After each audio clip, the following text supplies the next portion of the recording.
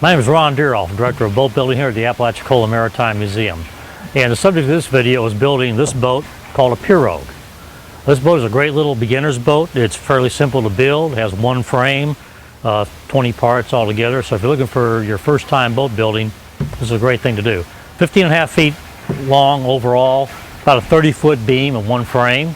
This is great for slow-moving waters, creeks, ponds, fishing ponds, farm ponds, things like that. It's really not a whitewater boat or a heavy weather boat. So when you build it, you need to be aware of its limitations. It's a great boat for one adult, paddled with a kayak paddle. It's also good for two kids, and a lot of people build these boats so they can take their dogs paddling with them because a kayak has limited space. So this is what we're going to be talking about today, and we have Heather and her son Nathan that are going to be building this with us. This is a scale model of the Pirogue we were talking about. I'm going to use this for demonstrating things for a while. This boat is very simple, as I said. It's built from 2 sheets of plywood and a few sticks of lumber. And you turn those into this.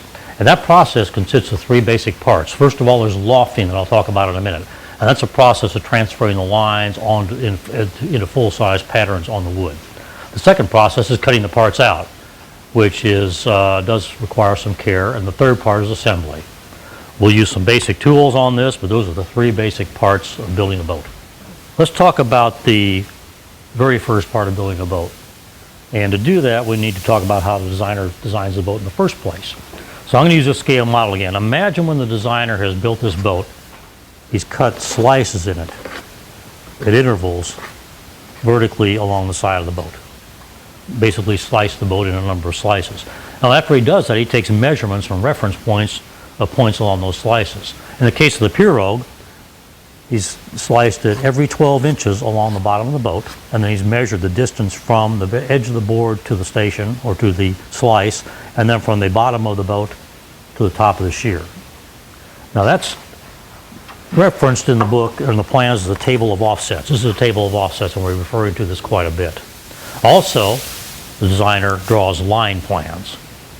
So a combination of using the table of offsets and the line plans and 2 pieces of plywood and a couple of pieces of lumber, you produce a nice 3-dimensional shape.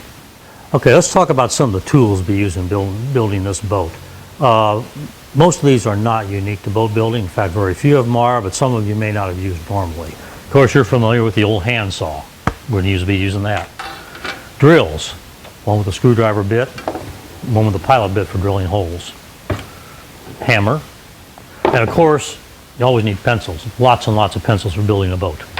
Then we come to the measuring tools. Yardsticks, tape measures for square angles, which a boat does have a few of. Carpenter squares. For angles that are not 90 degrees, you can use a bevel gauge. These are very handy in boat building. And then some of the things you may not have used too much. Block planes, very shallow angle planes for planing end grain or plywood. Smoothing planes, and spoke shaves.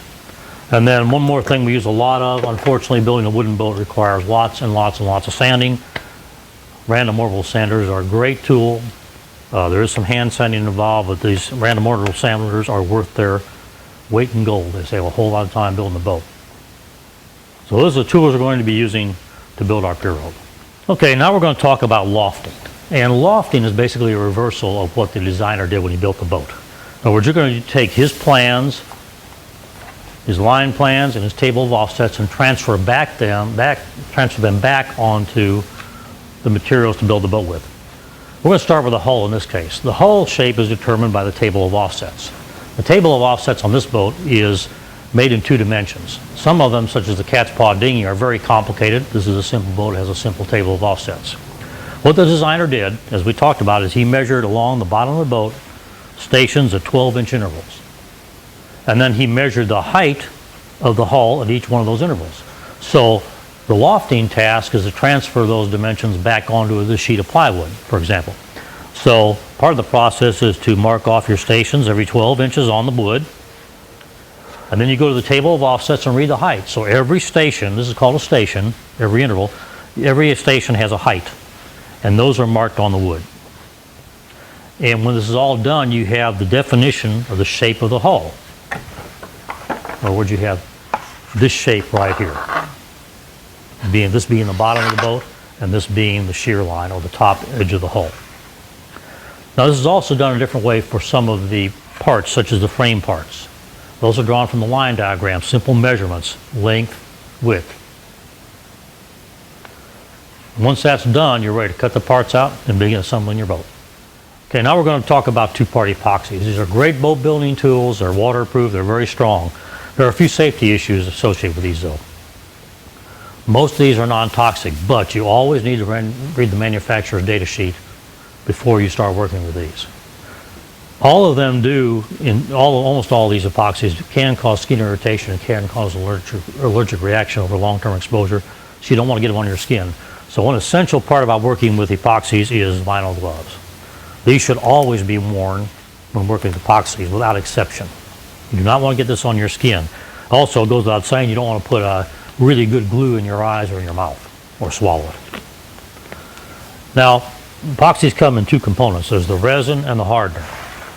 And these are mixed in a very specific ratio of 2 parts resin to 1 part hardener. The best way to measure these is to use the metering pumps the manufacturer supplies. You can use graduated small plastic cups, but they're not as accurate. And if you get the ratios too far out of whack, you'll end up with a mess, which is really hard to clean up. So investing in these pumps is really worth the money, even if you're using a small amount. This stuff keeps a long time if you don't let it freeze.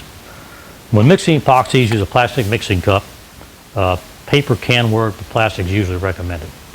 And when you mix these, 1 full pump. Do not try to do half pumps to save epoxy. 1 full pump of the resin and 1 full pump of the hardener. The hardener pump puts half the amount in the cup as the resin pump. If you do multiple pumps, you need to alternate so you don't lose count. If you do 4 here and somebody talks to you, do 3 here, you have to throw your batch away. Thunder pressures are great mixing sticks. When you mix an epoxy, you want to mix it for at least a minute. Mix it thoroughly, scraping the bottom and the sides of the cup. Thorough mixing is required. This is a catalytic reaction. Epoxy does not dry, it cures chemically. So you need to make sure the components are mixed very well. Only after you've mixed it for a minute can you add additives to thicken it. Now, curing epoxy generates heat. The larger the batch, the more heat is generated. It's called an exothermic reaction. When you mix a lot of epoxy in a small cup, you have a small surface area and a large volume. Heat builds up very quickly. As heat builds up, the epoxy cures faster. So if you mix a whole cup of this and you expect to use it over a 10-minute period, it's going to harden on you, it's going to cure on you, and you're going to waste it. So it's always best to mix small batches of epoxy in cups. If you feel your epoxy is starting to get hot, and believe me, it gets hot enough to burn you, then it's time to mix another batch.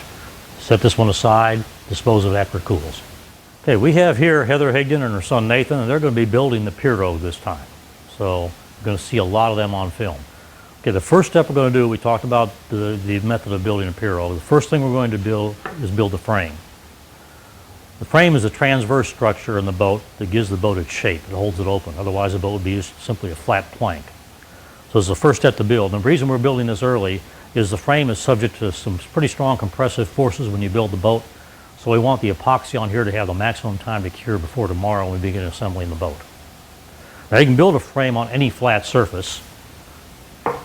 In our case, since we build so many of them, we build a jig. And a jig is simply a frame that's used to mold, a shape to use to mold the frame.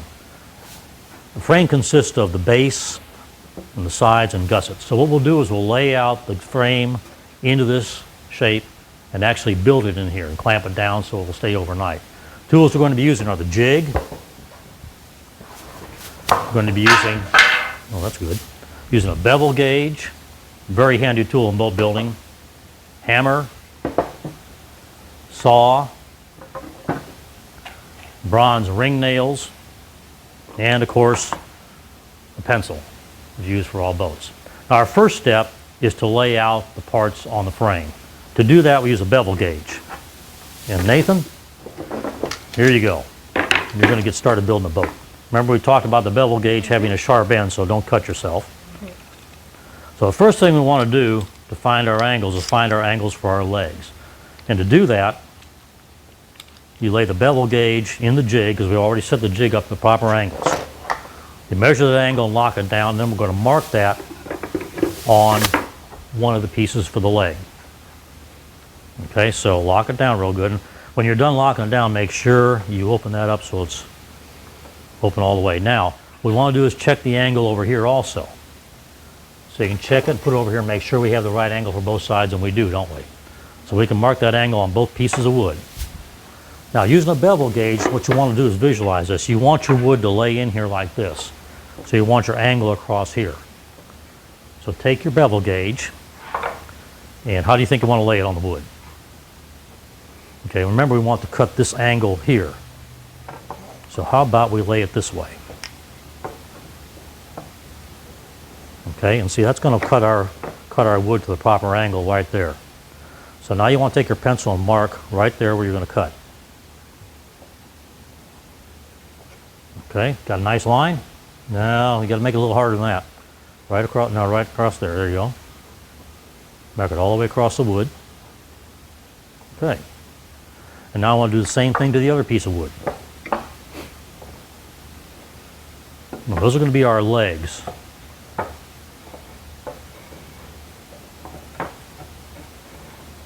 Let's lay it up against the side of the wood like that. Okay? Now make your mark with your pencil.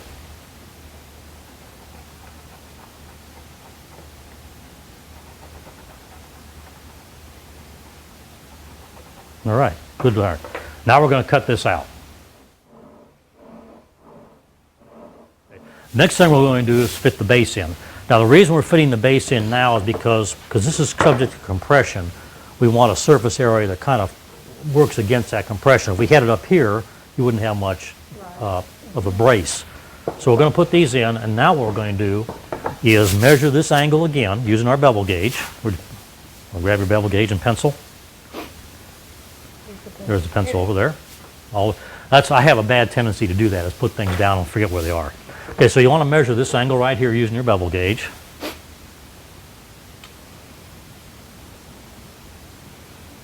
There you go. Should be the same angle we had before, but we always want to measure and make sure. Now, wait a minute. See, there's a gap right here. I want to get that bevel gauge flat against the wood. All right, there you go. Now you want to transfer that to this end of the base.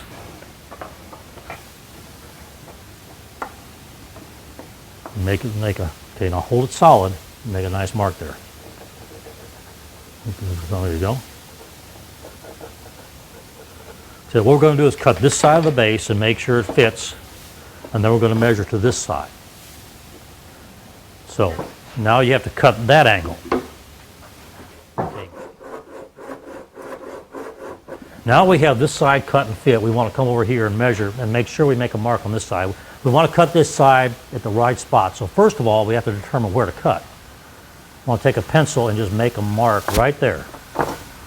So I did. I laid my pencil here and made that mark. That tells me that this has to be, my shape of my line has to go about like this. Okay? Okay.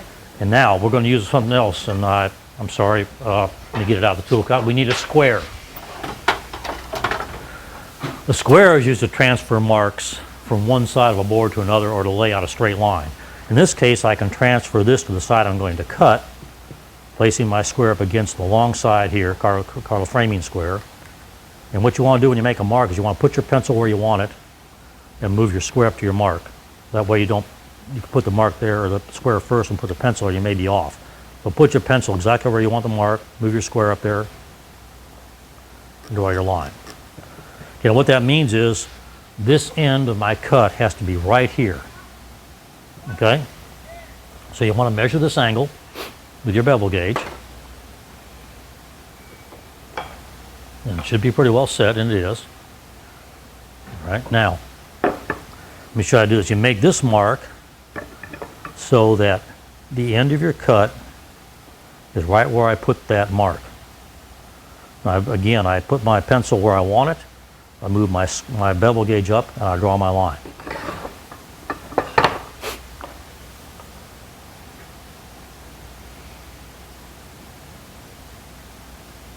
Now, make sure this is square. There you go. When you cut it, should fit in there just right if you've done your job right. Okay. Now we have the sides and base of our frame, so the next thing we're going to do is install gussets, and we have these pre-cut because we make them a lot. First thing about the gussets is they're not symmetric. they're different. If I turn this one over, there it goes. They're not the same, are they? So you want to make sure you have the same sides, and this is the downside on this gusset. These gussets are going to reinforce your frame, like this. Now what you want to do when you're building something is you always want to dry fit first. You don't want to put glue and nails in until you're sure you've got everything exactly where you want it. So what we want to do is line up the bottoms of these frames and the sides of these frames, and they look pretty good. Now we're going to be epoxying these. Where'd you put your pencil? Behind. Okay. So what we want to do is make sure we don't spread epoxy where we don't need it. So one thing we do is we draw a fine line, not real deep, not real dark, right here and right here. And that tells us, okay, we can put our epoxy in here, but not out here, otherwise it'll make a big mess. We want to do the same thing over here on this one. And line it up really good. Okay, well, first thing you got to do is line it up. Okay. There you go. Looks pretty good. Draw your light lines. Okay.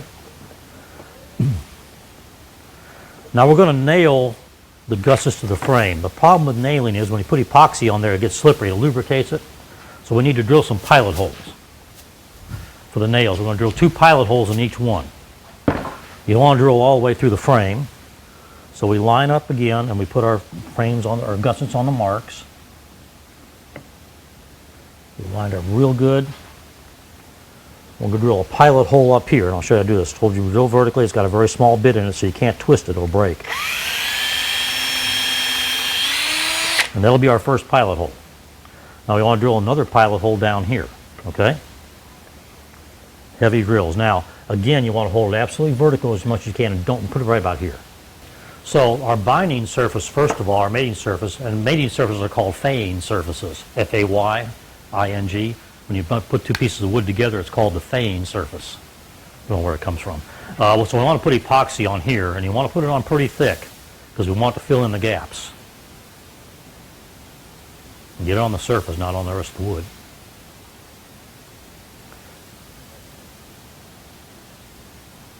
Spread out pretty evenly. There we go. Okay. Get down toward the corner. There you go. Good. All right, now we put these together. Like cement. Squeeze it in. Yep. Won't hurt anything because we're going to put some stuff, we're going to put a piece of wood over that. Okay. But what we can do is clean up this corner right here because that's going to be a difficult corner to sand. So the more we clean it up now, the easier it'll be to fix later. We'll spread this out a little bit. And then we do the same thing down here. But we have to take this one, okay? So you can do, now I can pull this out because we got plenty of, we know it's going to fit. So I can put some on this end. Okay, so now we have our legs set. We want to put our gussets in. So what you want to do is take epoxy and spread a thin layer in between those marks. Okay.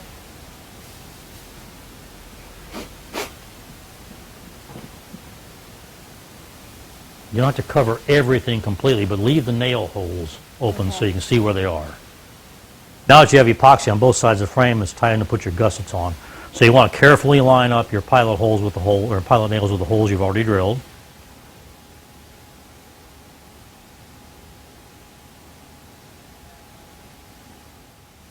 Okay. Now go ahead and nail it home. Now you want to put 2 more nails in, one here and one here. What your process is going to do is to mark out those stations. This is going to be the bottom of the boat, the outside edge of the plywood, bottom of the boat. What you'll do is you'll draw every 12 inches a line all the way across the plywood.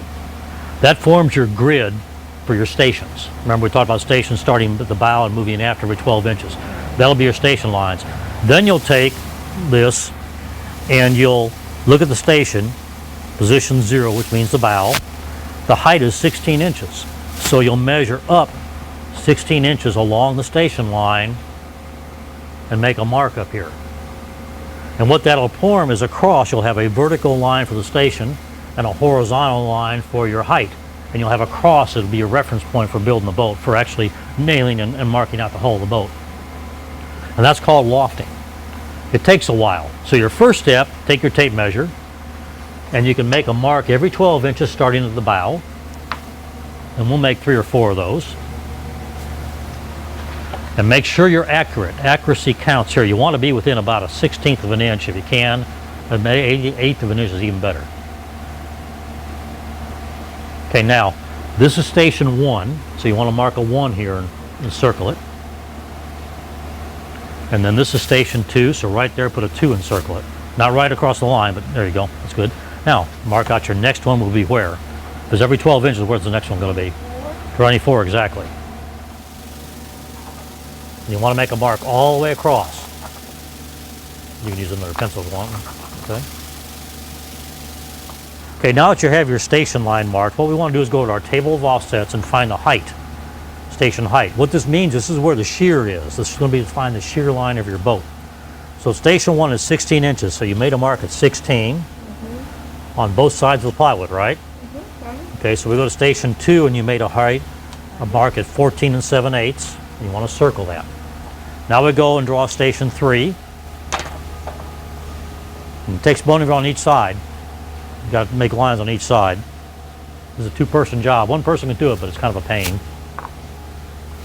Okay, so you want to draw your line all the way across.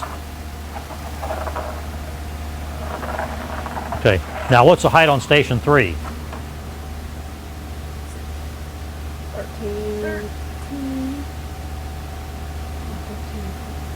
Okay, so you want to make a mark at 13 15/16 on that line. Are you doing it on this line? Right. 14? No, right on that line. And 13 and what? 15/16. Now each one of those marks is 1/8, so half of one mark is 1/16.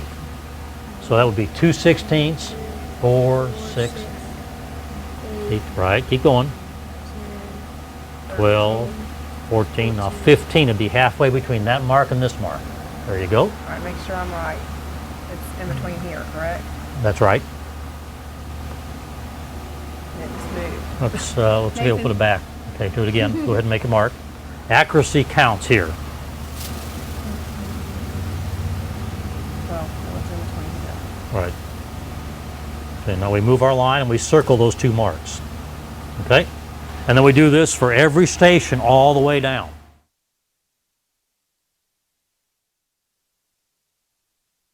Okay. Now that Heather and Nathan have marked out all their stations, what they did was they marked a grid on the plywood. For each station, there's a line across the plywood. And at each station, the height has been plotted using a pencil and a yardstick. Now what they're doing is driving nails in at the intersection of those 2 lines. And what this does is define the shear of the boat. And once the nails are going to be in, go ahead and start nailing. Once the nails are in, a batten will be used to draw the curve to define the shear of the boat. Now they're driving the nails in just a little bit toward the bottom of the boat from the line, so the batten will have room to sit and still hit the proper mark. Each station has to be nailed that way. A batten is a long, thin piece of wood used to draw a curve. And this is what's going to be used to draw the shear of the boat. We cut this from pieces of scrap lumber, 2x4s or whatever. One thing you have to be sure of a batten though. We get a nice board for this, not just your average 2x4, but a nice straight board, and we use the factory cut edge. That's the straightest part. Not the side we cut with our table saw, but the side we cut with the factory edge. So what we're going to do now is lay the batten right along these nails. And if they've done their plotting properly, we should have a nice fair curve all the way along the side of the boat. This is how you mark the curve of the boat out. So now you take a pencil and you mark all the way down the batten, making sure that the batten sits firmly against the nails the whole way. And draw your line, draw a heavy line. You want a nice strong line. Now we can lift this up. And if you stand here and look, you see the curve of the shear, you see the shear of the boat. So come on down here and take a look at your handiwork. You can leave the nails out, we're going to pull them out in a second anyway. This is what the line we're going to cut along with the saw. That's going to find the top part of the top shape of the hull of your boat. So now we do that on both sheets of plywood, all 4 sides. Okay. The next step we have to do now that we've lofted the boat, got our markings made, is cut the hull out from the sheet of plywood. We want to cut along the lines as close as possible, but it's a good practice to leave the line on the part you're going to use. So I want to leave the line on the hull part that I'm going to be here. It'll help me when I'm fairing. It'll give me a mark to go by so I don't take off too much when I'm ferrying the boat. course, you always want to have your safety glasses on when you're dealing with a saw. Now we got the holes cut out. If you've done your lofting right, they should be pretty close together, but they're not going to be exact. Cutting with a saber saw is going to have a few waves in it. So if you look down the shear, you see a bunch of bumps and valleys. So the next step is to get these out of here using some shaping tools. That process is called fairing. What you want, like I talked about, having a nice fair curve. If you look down here now, you can see a bunch of lumps and valleys, and now we have to smooth those out. So what I did was clamp both of the stern sides together, because we want to make them as close as possible, lay them on their side. And then we're going to use a couple of tools to fair them. A really nice one is just a shaving tool. It's got a slight curve to it. And what you want to do is you'll just shave the side of the boat until you get both of them in that point even. Now plywood is very aggravating to work with, unfortunately. What you want to do is make those two lines exactly the same. Another tool you can use that I love using is called a spoke shave. This is an ancient tool. This has been used for hundreds, thousands of years. It was originally named a spoke shave because people would use it to shave spokes on wheels into round shapes. So with somebody holding this end down, if you want to hold that for a second, pretty firmly, you can shave with this also.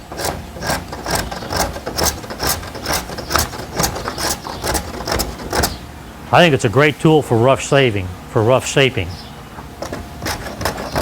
But it takes two people, one holding and one shaving. The other thing is you can cut off a little more than you want to at times. Now for fairly straight areas, we can use what's called a block plane. And a block plane is a very shallow angle plane. The blade is very shallow with the face of it. And it's used for planing off cross grain, and it's really nice for plywood. The only problem is you have to be very careful because you're going to be using it like this, you can get splinters. So, we have three tools we can use. And I like to use a combination of them. Now we don't have to be exact because when we put the gunnels on, we'll have a nice spot to sand to. But we want to get pretty close. Okay? So, choose your weapon. This is going to take a while. You're going to work up a sweat. One of the most important parts of a boat is called the stem. The stem is where the hulls attach when they come to a point. Generally for a boat, this is in the bow. In the case of the Pirogue, we have one at the stern and the bow. But almost every boat has a stem in the bow. This is a major structural component. The hull sides fasten to it, the bottom fastens to it. This is kind of a focal point for the boat. This is the stem we use on the Pirogue. This is cut from two pieces or two 2x4s laminated. First thing, the manufacturer specifies the angle at which the stem is supposed to be cut. And we cut this on a bandsaw. This angle, using a bandsaw. One thing we do differently at our shop is we rabbet the stem. And rabbeting is a nice, classy thing to do. It involves cutting a groove in one face of the stem so that the plywood hull fits in here flush with the end of the stem. And this groove in this case is a 1/4 inch deep because our plywood is a 1/4 inch deep.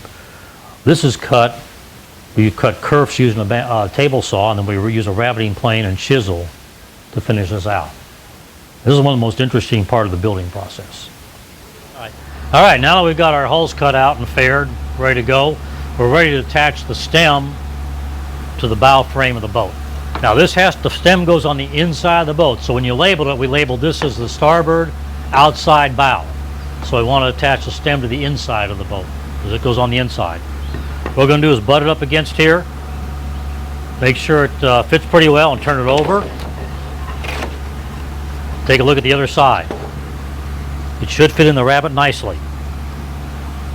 And we're going to use, now make sure the stem protrudes past the bow and past the stern. This is just about right. The stern cut the bow cut needs to come all the way up here, so we're going to have a little bit of a gap at the bottom. That doesn't hurt anything. We want to be able to cut straight across here and have a solid stem up here. We're going to use 4 1¼ inch screws like these, silicone bronze screws. We're going to drill 2 pilot holes first to line it up. Make sure everything, remember we dry fit everything before we put it together, and then we're going to put epoxy on here and seal it really good. So, it's all yours. So what we want to do is grab the drill with the countersink and the other drill,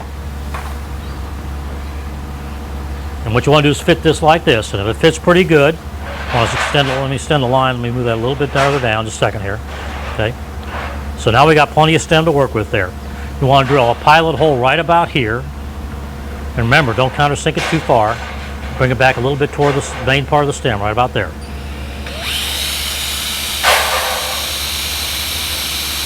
Okay, and see how that fits. That'll work. Now you want to screw this in, Miss Heather, and what you want to do is put a lot of pressure on it.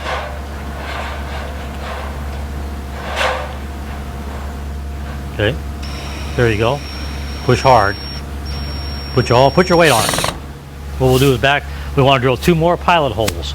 And the human eye is a really good measuring device. You want to put 2 right about like this. They're kind of equidistant.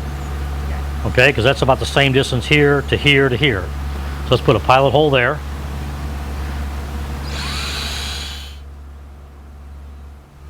There we go. Got. That's about the right consistency. That's about what we want. Just a little bit drippy, but not so it's running off the stick. That way it'll stick to the surface we're working with. Okay, now what we want to do is put epoxy on this surface right here, and make sure you get it probably down in this crack a little bit, a little corner right there, and then out almost all about to the edge. Okay. Get plenty of it on there. This provides a water seal as well as a bonding seal. We don't want water to get in here because it'll cause rot. Is that it? That's it. I think you got it. Okay, now. Nate, you want to hold that? Nathan, you want to hold that, and you can go ahead and put the screw in. Now, bear down on it. Don't be stingy. Don't be shy.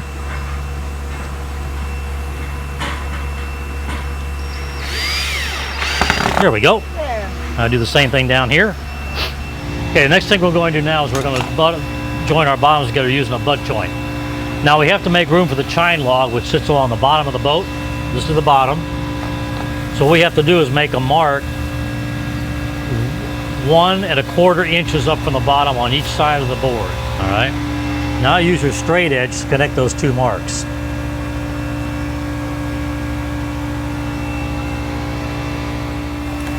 Okay, now that marks the bottom of our butt block.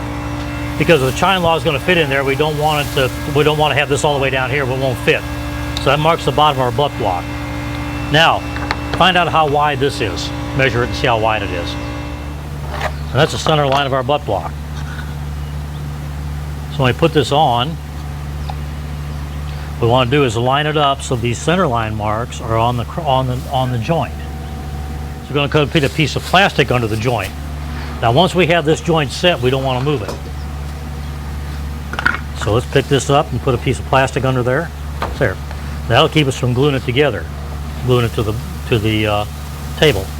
Now the final thing here, alignment is critical on the bottom joint. So we can take our long drywall square and set it here, and we'll make sure that our bottoms line up right across. Okay? They line up pretty well on the top also. All right? We'll leave this square here because we're going to be using it. Okay. Now you want to mix some epoxy, about 3 pumps of each one, and we want to thicken it again with the wood flour. So you need your gloves, because our main reinforcement is going to be the block. Now we seat these again, okay? And what you can use your square here to line them up. There you go. And what you want to make sure is you haven't got any gaps in here. So let's take a good look at this. Okay. I think we're pretty good. So now you want to spread epoxy in this area we outlined for the butt block. And line it up along the sides with the mark I made on the sides. Right about there. And press it down really well. That's it. The more cleanup you do before it hardens, the easier it is, because it keeps you from doing a whole lot of extra sanding. So the neater your work, the less sanding you have to do. And nobody likes sanding. Okay, now we're going to weight this. Make sure everything looks good on the bottom. And they've got a good joint. Now, do not touch this. This has to stay this way overnight. So we're going to leave everything right here like this overnight. We have to do the same thing to the other side of the bow, the stern, and we have to cement those two together. So we have a little more work to do, but it's repetitious now. We're going to do the same thing a couple more times.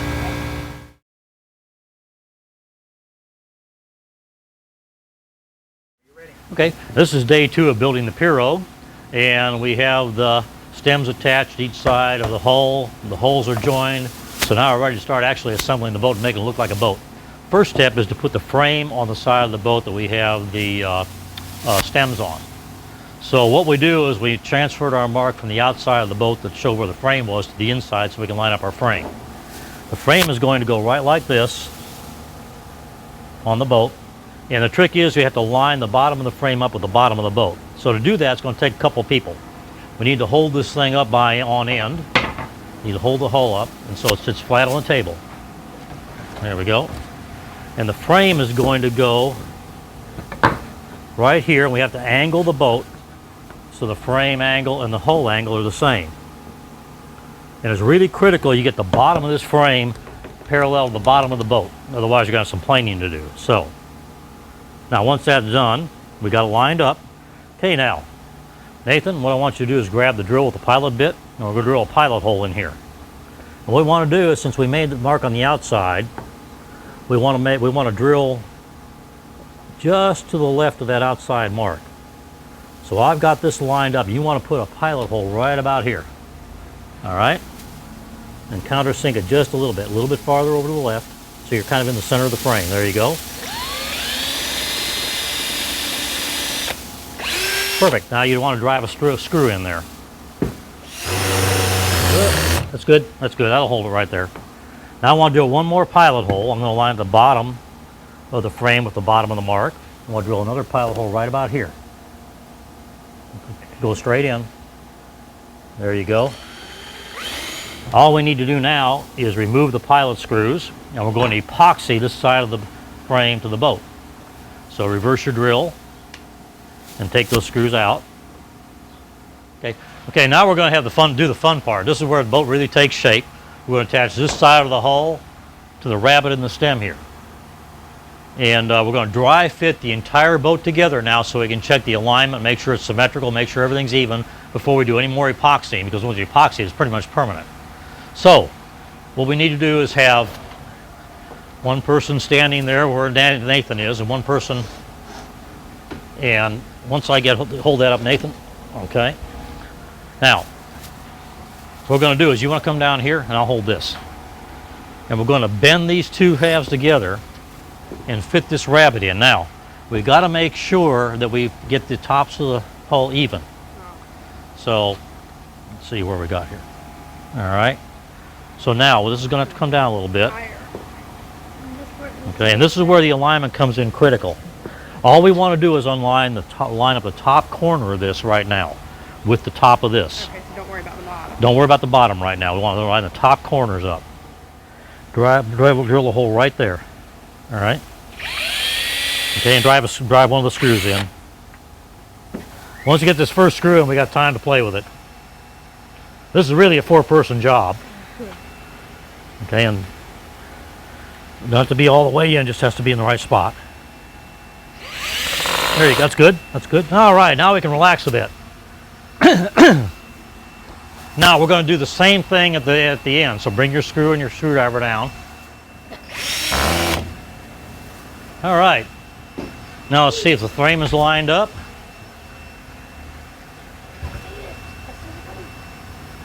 Pretty close. Now what we need to do is stand at each end of the boat and look down and make sure we have the top edges aligned. Okay. Now we've taken the pilot screws out of the bow, and Nathan's mixing some epoxy up. What we're going to do is put epoxy on the face of the rabbet, just like we did on this other side of the stem. We'll use this pilot screw to line up our hull with the pilot hole in the stem, and we're going to permanently weld this together. So Nathan, whenever you're ready, you can start smearing epoxy on there. We're going to do this on the bow first, then we're going to do the frame, and then we're going to do the stern in that order. Push really hard. That's it. That's it. Okay, let me do it. All right, now comes a highly technical part of building the boat, and that's installing the chine logs. The chine log is a piece of wood that goes on the chine of the boat, which is a corner in the hull and the bottom, and it strengthens the bottom of the boat. It also provides a mounting surface for the bottom, and mounting surfaces are called faying surfaces, F-A-Y-I-N-G. And this chine log has to fit all around the perimeter of the boat, through the notches in the frame to the other end. So we have several steps we have to do. The first step we have to do is measure the bevel at one end of the boat using a bevel gauge. So we're going to measure the bevel down here and transfer this to one end of a batten first. This is a batten. We're going to measure from the stern to the center line, and then we're going to do the same thing for the bow back to the center line. That will give us the total length of our chine log. Then we have to transfer the angles here to the chine log at this end, cut the chine log to length, and bevel the end of the bow end. And then finally we can put this in. So the first thing we're going to do, Nathan, get your bevel gauge. We want to measure this bevel between the bottom and the stem. And the way we do this, I'll show you how to do it on the first one. You'll be doing a bunch of these. Take the bevel gauge and lay it on the bottom square. And we look down and we get our bevel gauge lined up with the stern stem. See that down there? It's right against the stern stem. And that sets our angle for the stern bevel. Okay? So if we cut this board and this board to that angle, it should fit right in there just perfectly. So first thing we're going to do is transfer this to the batten. What you need is a pencil. And we'll move the batten down here so it's set on the sawhorse. And you want to transfer that angle that we just marked onto this piece of wood. Mark right along there on the batten. Okay? And you want to label that S, because that's the stern bevel. It's not the bow. We don't want to get it mixed up. Make a big S there. We don't need to be shy. There we go. Now we got our saw.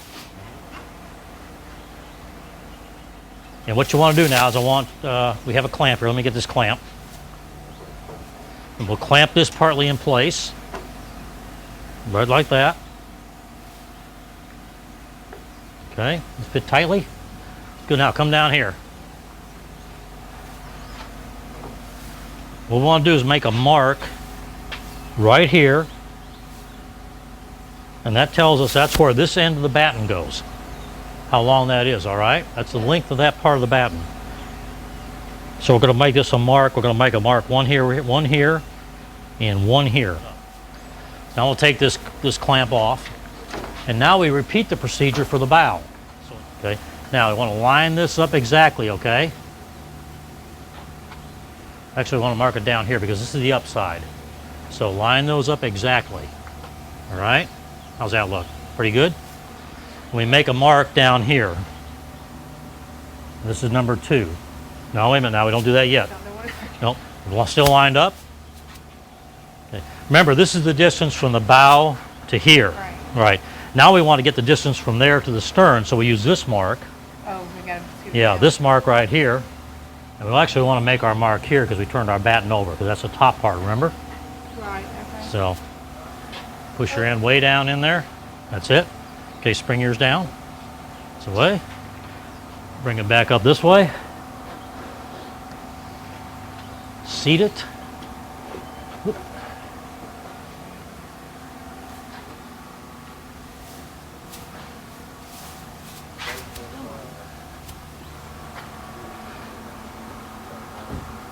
Looks just about right. Got about a quarter of an inch at this end and a quarter inch at that end. Okay. What we're going to do now is, now we have the chine logs fitted, we're going to epoxy them in place.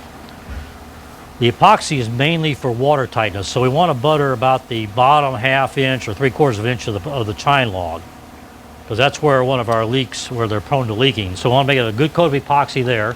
We don't need to butter the whole thing because some of it's going to be planed off later, so we'll just be wasting epoxy and time.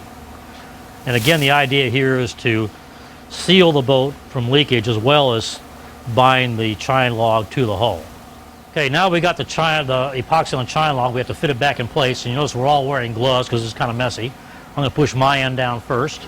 Okay, and go ahead. Push yours in, Heather. Yep, bring it on in. That's it. Okay, pull hard, Nathan. Pull hard. Got to pull it all the way out against that. There we go. There we go. Now we've got it fitted. Now, Nathan, you want to grab your drill? We're going to start at the bow. And you always want to start at one end and work back. If you start in the ends and work to each other, you'll bind in a kink in the hull, perhaps. So we want to start down here. And we need your screws. So you want to start with the pilot bit, pilot hole, right? Exactly. And now you want to put a screw in there. You can take turns with the drill if you want. Bring the other drill up here.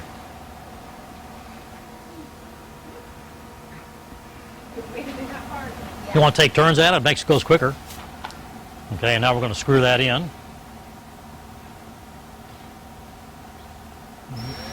Whoops. It's going backwards.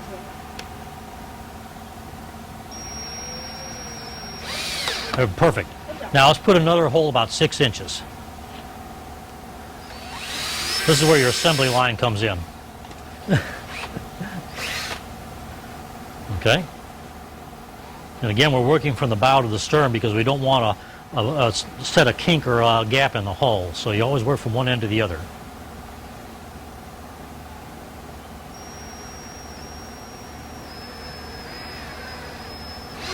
There you go. Next, about there. We're just eyeballing every 6 inches or so. That's good enough. Okay, now this is an assembly line process. Drill and screw and move 6 inches. We're going to do this on the starboard side chine log, and we're going to repeat the process on the port side chine log. So we've rolled the boat over now that the chine logs are installed, and the next step is to install the gunnels. And these are the boards on the top half of the boat. They stiffen the shear of the boat and will really make a nice box frame for the entire craft. First of all, we want to fit the chine log to make sure it's not going to split, so we put it up against each side of the hull, made sure it was going to be a suitable board. Now we're putting epoxy on it to seal the surfaces so they don't leak and to help us bind the chine log to the boat. So once we got it buttered, we're going to use 7/8 inch screws from the inside, countersunk slightly, to hold the chine log against the hull of the boat. There we go. There we go. There we go. All right, now we got the gunnels on. The next step is to plane the chine logs off flat. And by flat, we mean straight across the bottom of the boat, like the bottom of the board. Right now, they're at an angle. The surface is at an angle, and we want them flat. That way, the bottom will sit having maximum surface contact with the chine logs. The mating surface is called a faying surface. I think I said that once before. So what Nathan and Heather are doing is they're planing off the corners, the high corners of these chine logs, so this straight edge will sit flat and not at an angle. And that takes a little bit of elbow grease and a lot of sweat work. I find it to be the most satisfying part of building a boat myself, but a lot of people don't. It is work, and it does take a while to learn how to use the plane properly. All right, well, Heather and Nathan put a lot of sweat equity in the boat now. Believe me, planing is a physical endeavor. It takes a lot of work. But our goal was to make a nice flat surface for the bottom to sit on, so we get maximum contact between the bottom and the sides of the boat. That's one of the purposes of the chine log, is to provide that contact. So they planed the corners off, the high corners on the chine log, because it was installed at an angle, and now it's flat across the bottom. So now we can mount the bottom, or put the bottom components on and trace them and get them ready to epoxy in place. We're not concerned that this be perfectly smooth because it'll be hidden by the bottom. What we want is a surface that's going to be straight across. I think we have that now. So what we're going to do now is grab one of the bottom pieces right here. Now this is left over from cutting our boat, from cutting the hull out. That's what we use the rest of the plywood for. We're going to try not to knock somebody's head off here. And what we're going to do is mount this on the bottom of the boat. Now, what we need to do before we fix it in place is we need our square and a pencil. Because when we put this on, we want to make sure it goes back in exactly the same spot. And we'll need a hammer and a couple of nails and make a mark. Okay, Nathan, want to do exactly the same thing on the other side. Measure 5 inches back from here on this side. Can you go do that? Okay. There you go. Now what we're going to do is line up the bottom on these two marks and tack it in place. And once we have those marks, we'll know exactly where to put this piece after it's been cut. So we're going to line this up crossways. And We're going to make sure we got enough on each side. Overhang. We got enough overhang down there. On each side, it's not... Okay, good. Can you hand me some nails from the bucket over there? And then tack it on that corner. Go ahead and drive a nail there.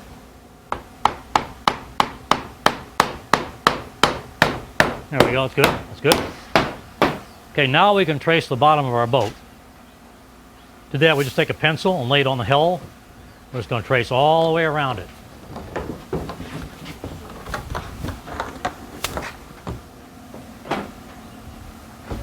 And we'll put it up here. We don't need to nail this one down. We just made to make sure it's square against this bottom. And now we do the same thing. We trace the bottom. Over there. We'll use Nathan's. Places. That's the stern. And this is the bow. And now after I cut it out, I'll be able to put it back in exactly the same spot. All right. Now we fitted the bottom, traced it, and cut out the bow side of the bottom. Our next step is we're going to mix lots of epoxy as usual and put a generous coat on the faned surface between the bottom and the chine logs. And then we're going to nail this in place using bronze ring nails. So again, our first step is mix a bunch of epoxy. We do that a lot here, don't we? Now we want to get the nail in the center of the chine log. So we made these nail gauges up. And what they do is if we run a line here down the side of the boat, that tells us where to nail to get the nail in the center of the chine log. And it's constructed from the plans the designer gives us. The epoxy on the outside of the boat messes it up a little bit, but it's got to be, it doesn't have to be exact, just needs to be approximate. Give or take 1/8 of an inch. And you can see approximately where the nail should go. Now there's one more thing to consider. The chine log is oriented this way, not straight up and down. So I want to angle the nail slightly out to be kind of parallel to the side of the boat. And drive it home. I want to nail about every 4 inches. So you can start on this side. And we'll use a nailing gauge on the other side. We'll nail this down. We're going to fit the other side in epoxy and do the same thing. At that point, the boat is a boat. You could paddle it tomorrow. Now we want to do some more sanding and, of course, fix it up a little more, but it would actually be ready to paddle tomorrow. So we want to nail, and I'll put the nailing gauge on the other side.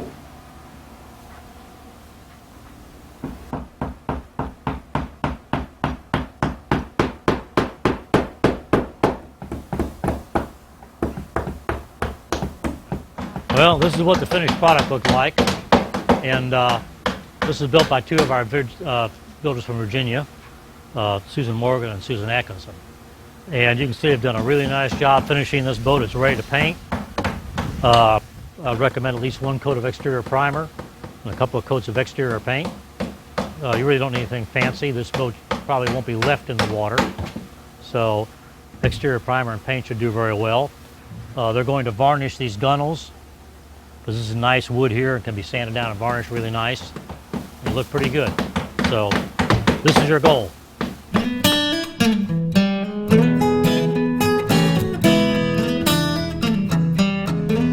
Hi, my name is George Floyd, founder of the Maritime Museum.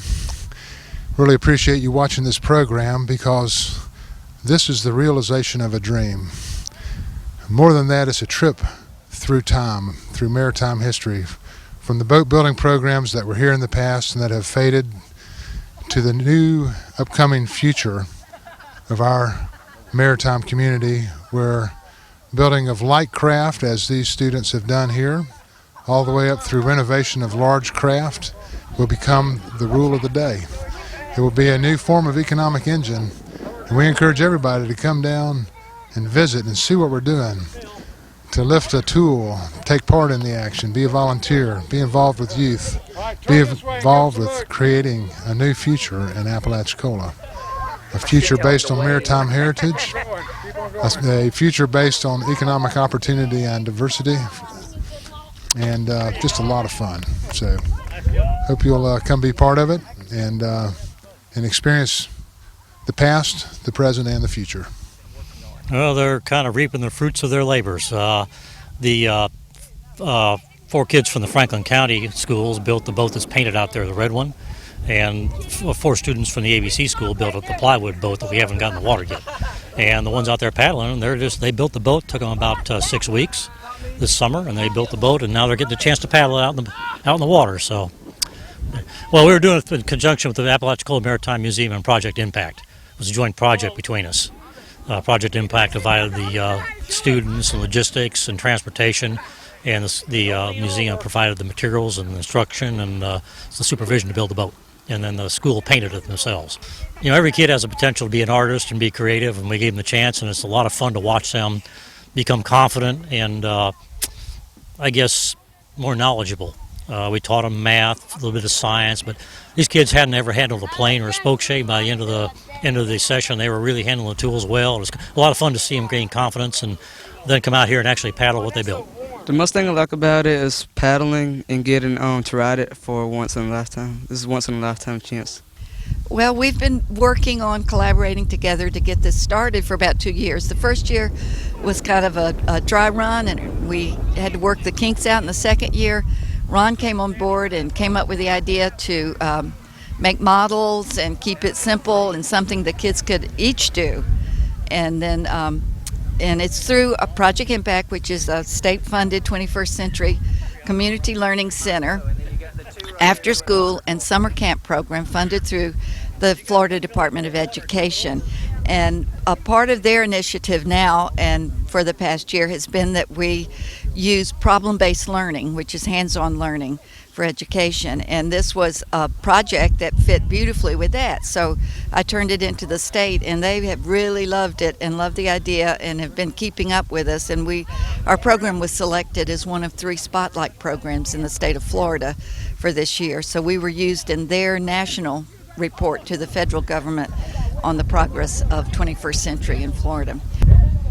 That you gotta work hard if you want to accomplish something. Well, the Project Impact is actually a city-run program, and it's in collaboration with the Apalachicola Maritime Museum, and this boat building project is part of George Floyd's initiative, working with Faith Johnson, our director of Project Impact, and it's been a real blessing to the kids that participate in Project Impact.